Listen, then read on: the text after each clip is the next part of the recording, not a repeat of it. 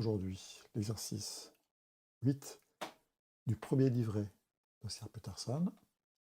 Alors, ce qui se passe sur ce numéro 8 par rapport à tout ce qu'on a vu jusqu'à présent, c'est qu'on aborde un aspect fondamental du jazz, c'est la walking bass, qu'on appelle la walking bass, qui peut être jouée soit par un contrebassiste, soit par le pianiste. Ici, c'est par le pianiste, évidemment, puisqu'il n'y a pas de contrebasse. L'idée de la walking, c'est walking bass, donc c'est une basse qui marche, qui va jouer très régulièrement, le plus souvent, une note par temps.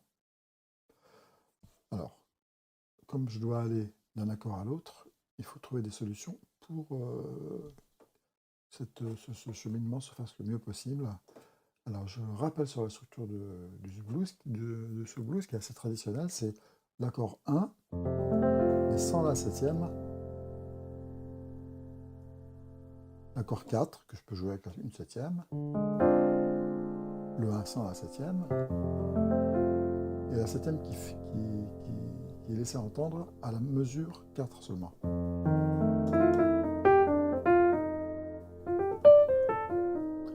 L'accord 4, à nouveau l'accord 4. Ce qu'on a ici maintenant, c'est intéressant, c'est l'accord retour sur le 1, mais basse 5, là, au niveau de la walking. L'accord 5, 7, Do septième, avec la tierce à la basse. Le Fa.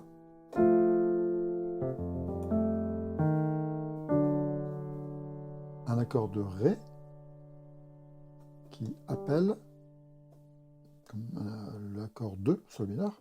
L'accord de Ré qui est le 5, 2 Sol mineur, qui est lui-même le 2 du ton de départ.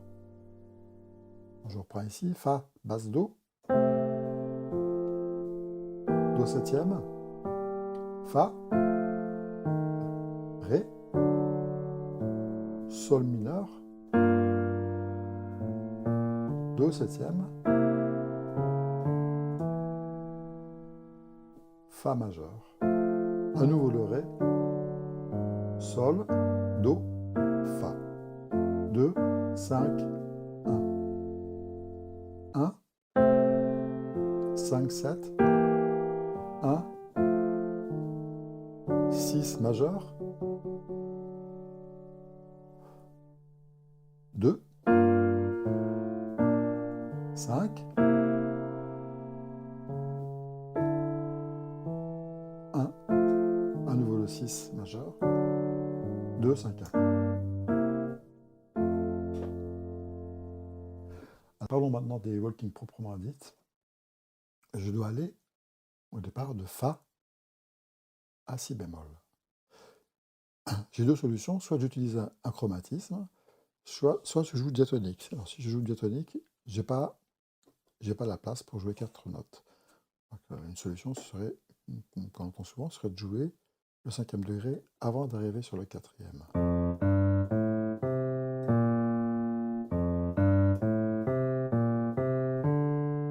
Je peux faire toute la structure sans jouer un seul chromatisme, en faisant des approches par ton, comme ça. En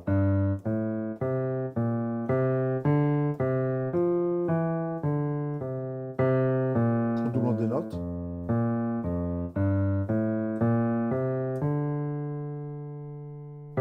Je double.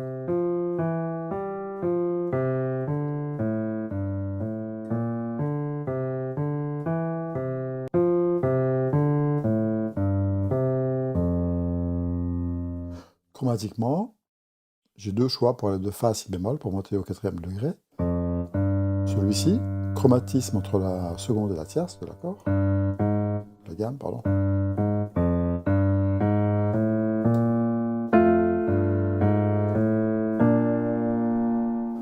L'autre serait d'utiliser un chromatisme entre le 1er et le 2e degré, mais qui sonne moins bien, est plus dissonant, et à cause de ça.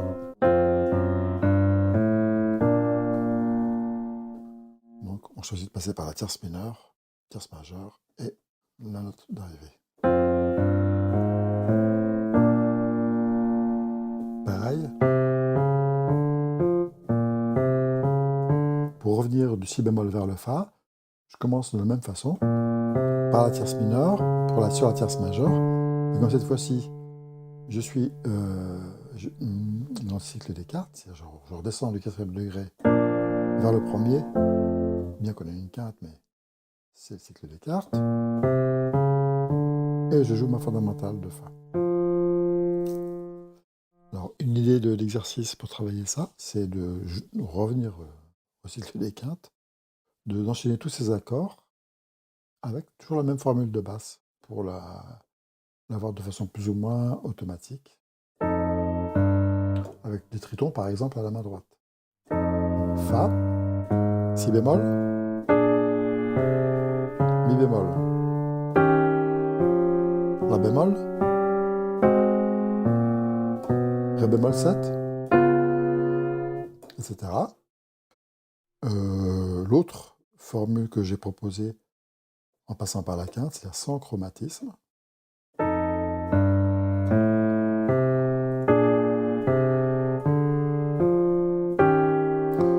Je peux changer d'octave quand je veux.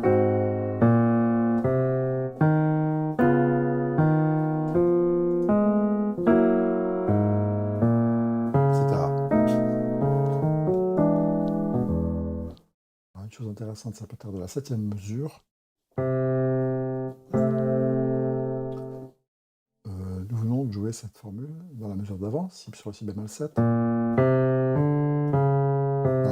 On revient sur le fa, mais sur la quinte du fa. On aurait pu faire comme tout à l'heure. On est ici. Donc fa basse quinte, do 7 basse tierce, et à nouveau l'autre fa. Alors ici on a un chromatisme pour aller sur le ré. Et là non, pour aller sur le sol, c'est diatonique.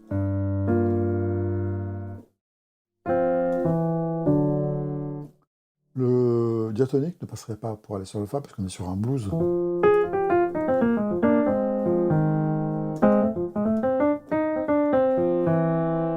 Par contre, pour aller sur le sol, on pourrait très bien jouer chromatique. Ça pourrait être...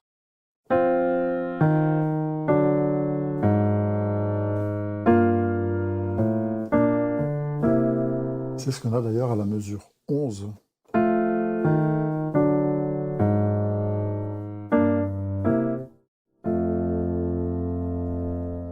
Voilà. Un autre exercice qui est intéressant, c'est de garder cette basse, et pour travailler une forme d'indépendance des mains, garder cette basse comme une espèce de mouvement obligé, c'est-à-dire toujours les mêmes notes. C'est aussi comme ça qu'on apprend à faire des walkings.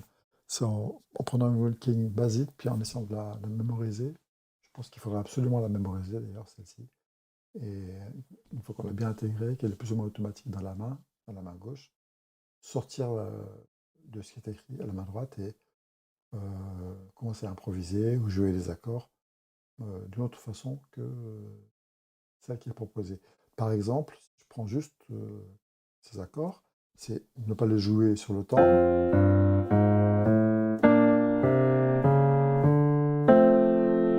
C'est-à-dire qu'on comprend bien que c'est proposé comme ça pour des raisons de simplification et parce que on démarre.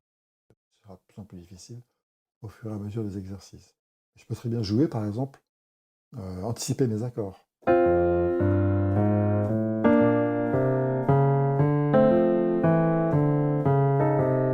Je respecte pas forcément la hauteur à laquelle les notes sont écrites. Je suis en train de penser à ça, c'est pas grave du tout, hein, on joue là où on veut, tant que ça sonne, tant qu'on pense que ça sonne. D'ailleurs, même au niveau de la basse, je pense à une chose qui est intéressante, c'est que d'ailleurs, Peterson le fait très souvent dans ses passages solo. Avec la walking bass est censée imiter ce que fait au piano, ce que fait un contrebassiste. Bah, plus c'est grave, mieux c'est. Donc, essayez de jouer comme ça, et vous verrez que ça sonne super bien aussi.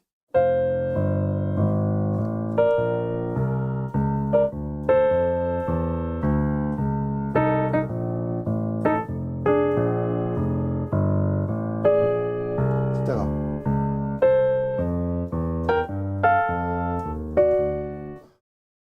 Donc, je reviens à l'idée précédente, c'est de jouer les accords de façon anticipée, tous les accords. Donc, 3, 4.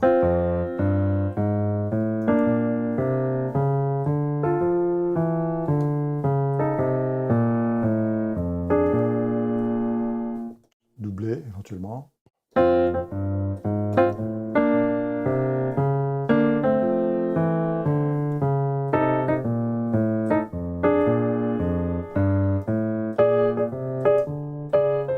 Et la dernière chose qui est vraiment très intéressante à travailler au niveau de l'indépendance, c'est de prendre ce qu'on appelle un blues motif, c'est-à-dire un blues dont l'idée de base est de partir d'un petit motif de quelques notes qu'on va répéter sur toute la structure des 12 mesures.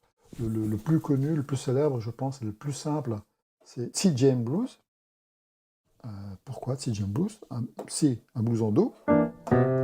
Jam session, improvisation collective. Et blues, un blues. Donc, la formule la voici.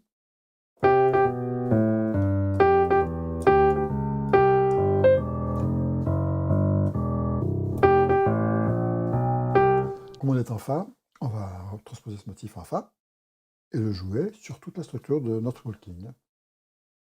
Je peux le faire soit ici, soit ici.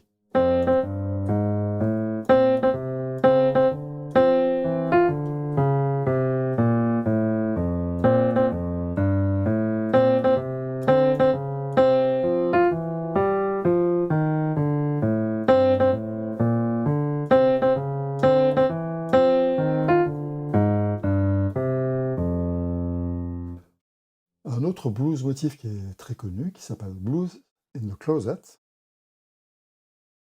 qui fait comme ça.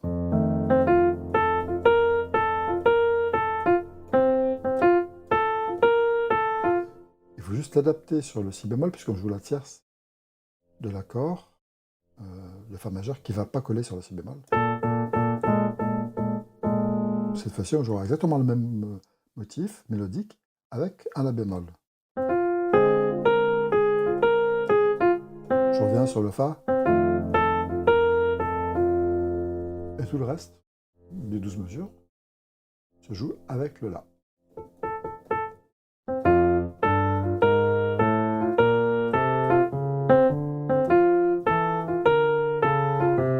Avec un La bémol.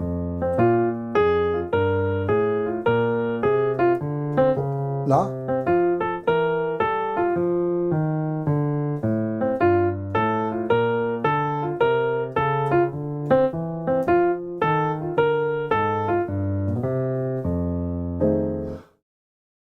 Je pense une dernière chose, si vous voulez faire tourner cette walking en boucle, sur la 12e mesure, on ne va pas conclure la basse comme elle est écrite là. Je peux garder les mêmes accords de la même façon, Do noir et une blanche, et reprendre ensuite au début de la structure. Mais à la main gauche, je vais plutôt jouer une formule qui va faire ça par exemple. Et à la main gauche, il suffit juste que, à la place de jouer, au lieu de jouer un Fa avec une blanche, je joue Do noir, Fa et Do à nouveau. Ou alors,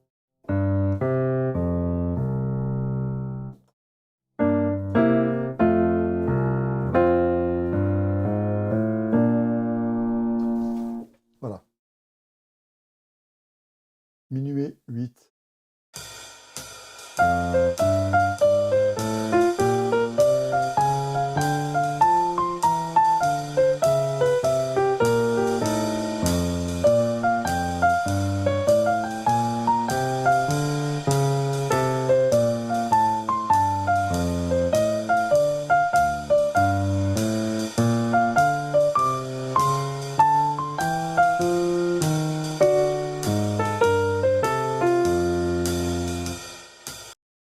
Donc sur le minuet, nous avons pratiquement la même walking, à 2 mesures près. Et cette fois-ci, comme pour l'exercice, comme pour le minuet 7, un solo écrit qui pourrait très bien être improvisé.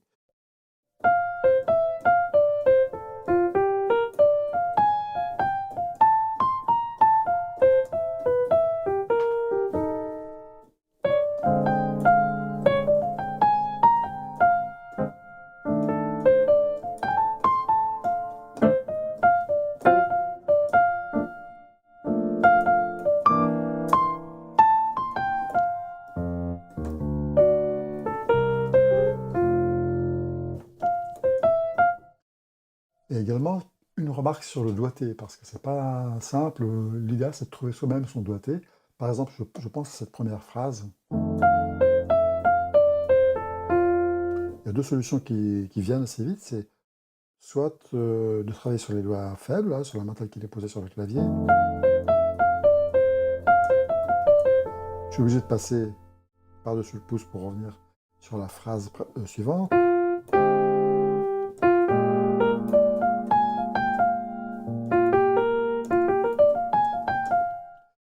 Soit en prenant les doigts 1, 2 et 3, le pouce ici, le 3 à nouveau, pour arriver ici avec le pouce.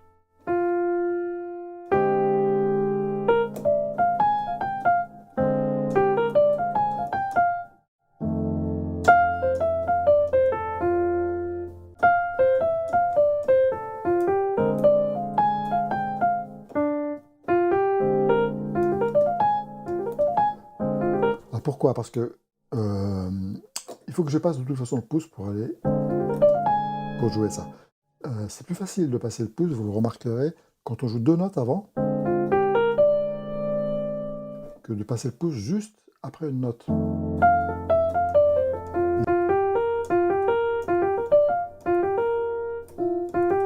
Tandis que là, 1, 2, deux notes, et je passe mon pouce après. C'est plus facile, peut-être, pour beaucoup, que de jouer ça.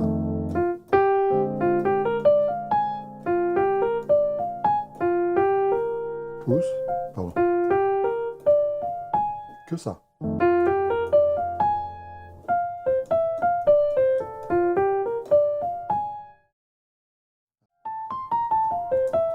Ah, pareil, par exemple ici. Hop, si je ramène ici, pardon. Le petit doigt.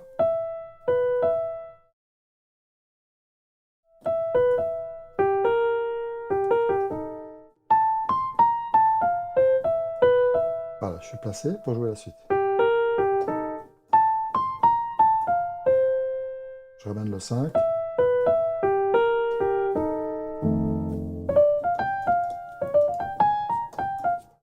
Ici, pareil.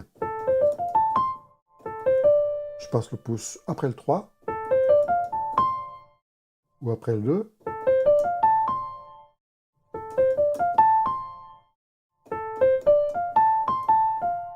Ou après le 3, donc.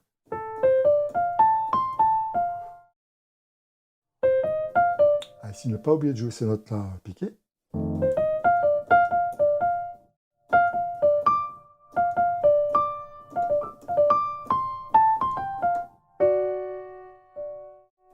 Le pouce ici.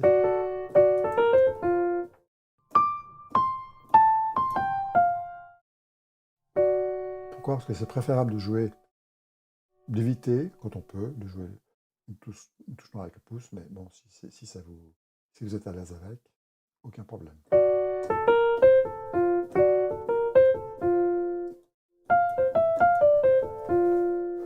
Une dernière chose maintenant au niveau mélodique sur ce minuet.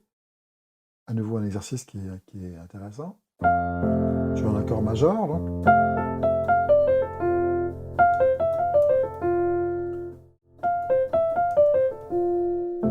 À transposer.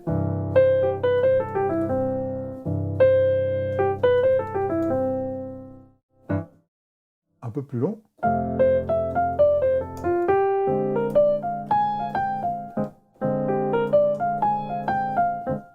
À transposer.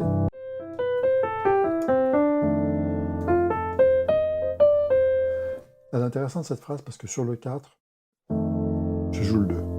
J'arpège le 2. Ça, c'est juste une blue note. Hein. Donc sur Fa, sur le 4, j'arpège le 2. Blue note.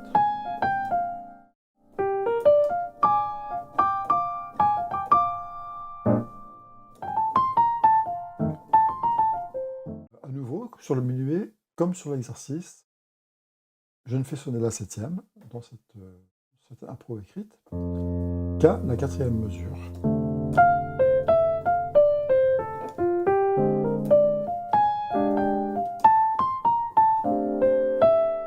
C'était majeur encore là. Septième. Voilà.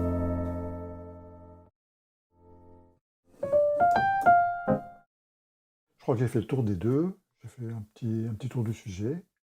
Il y a matière à travailler, des exercices qui sont assez intéressants. Sur le plan harmonique, il y aurait d'autres choses à dire sur le minuet 8, mais c'est notamment des accords sous-entendus, suggérés par la Walking. Et c'est encore un petit peu tôt. On en parlera de toute façon plus tard. Merci et à bientôt.